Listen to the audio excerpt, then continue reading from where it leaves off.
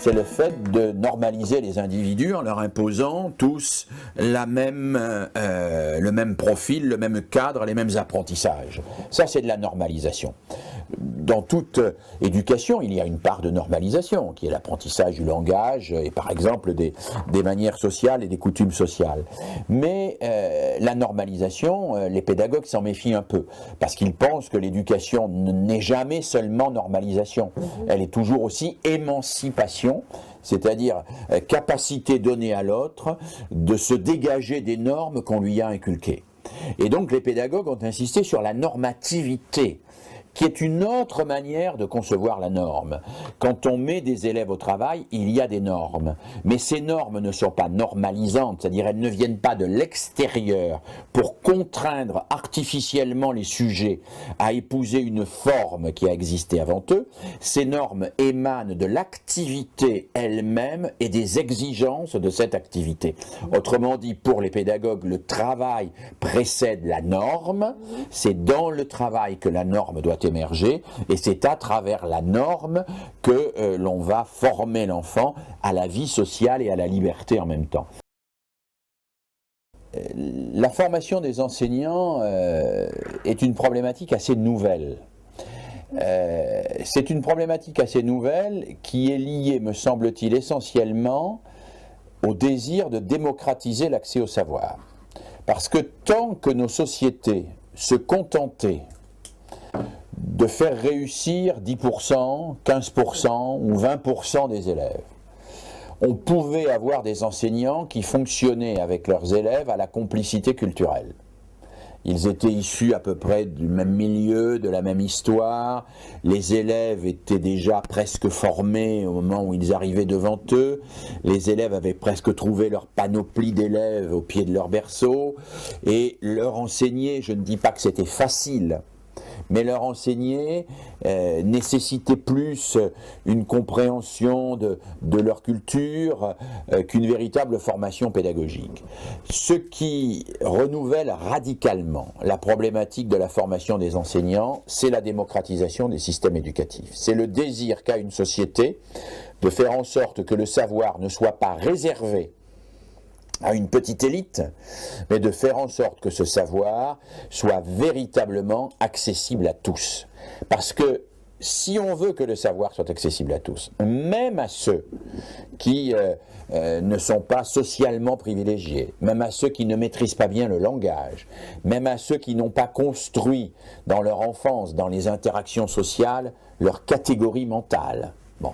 Si on veut que le savoir soit accessible à tout le monde, eh bien, il est indispensable de développer une pédagogie particulière, une pédagogie adaptée, une pédagogie qui ne se contente pas de regarder réussir ceux qui sont voués à réussir et de regarder échouer les autres. Et donc la formation des enseignants est nécessaire au regard de l'exigence même de démocratisation, parce qu'elle est ce qui permet de démocratiser. Je crois que dans la formation d'un professeur, il y a deux volets. Il y a un volet que j'appellerais technique, ce qui relève des compétences. Être enseignant, c'est être comme boulanger, ou technicien audiovisuel, ou ingénieur, c'est savoir faire un certain nombre de choses. Le professeur doit savoir préparer son cours, choisir les documents, évaluer les élèves, punir à bon escient et d'une manière humaine, etc. Ce sont des compétences. Et je pense qu'il faut former ces compétences. Il faut donc les identifier et les former. Mais un métier ne se réduit jamais à la somme des compétences nécessaires pour l'exercer. C'est-à-dire qu'il faut des compétences pour être professeur, comme il faut des compétences pour être boulanger, mais le professeur n'est pas simplement celui qui sait faire chacune des activités que constitue son métier. Pour moi, le professeur est quelqu'un qui porte une éthique, c'est quelqu'un qui porte un projet. Et ce projet, c'est quelque chose que j'ai développé très tôt dans mes travaux, tourne autour de ce que j'appelle l'éducabilité des élèves. Je pense qu'un professeur est quelqu'un qui a la conviction chevillée au corps que tout élève est éducable. C'est-à-dire qu'aucun élève ne doit être laissé au bord du chemin, et que si un élève échoue, ça n'est pas parce qu'il est bête, c'est peut-être parce que je m'y suis mal pris. Alors, quand je dis ça, je sais que beaucoup de professeurs peuvent réagir en disant « mais c'est pas vrai, il y a des élèves qui sont moins intelligents que d'autres ». Peut-être, mais nous devons faire comme si tout le monde pouvait réussir. Parce que c'est ce qui est le moteur de notre activité intellectuelle. C'est le foyer mythologique et c'est ce qui est, au fond, l'axe heuristique du métier. C'est ce qui nous fait travailler, ce qui nous fait chercher. Dès lors qu'on commence à dire « il échoue parce qu'il n'est pas fait pour ça », eh bien on s'arrête, on ne cherche plus comment faire réussir. On ne peut pas faire n'importe quoi. C'est-à-dire qu'on ne pourrait pas, par exemple, au nom du fait que tous les êtres sont éducables, les mettre sous électrode pour leur faire apprendre plus vite les mathématiques. Et que le principe d'éducabilité doit être en permanence associé au respect de la liberté de l'autre.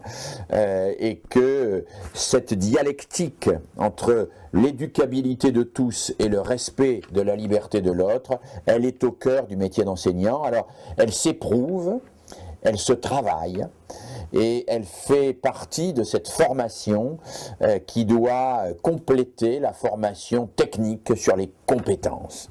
Donc pour me résumer, je crois qu'aujourd'hui la formation des enseignants doit comporter une partie de formation de compétences techniques très élaborée, pédagogique et didactique, et qu'elle doit comporter une partie réflexive, une partie qui porte sur l'éthique, une partie qui porte sur les comportements quotidiens, sur les postures, sur ce qui fait que l'élève se sent à la fois encouragé et respecté.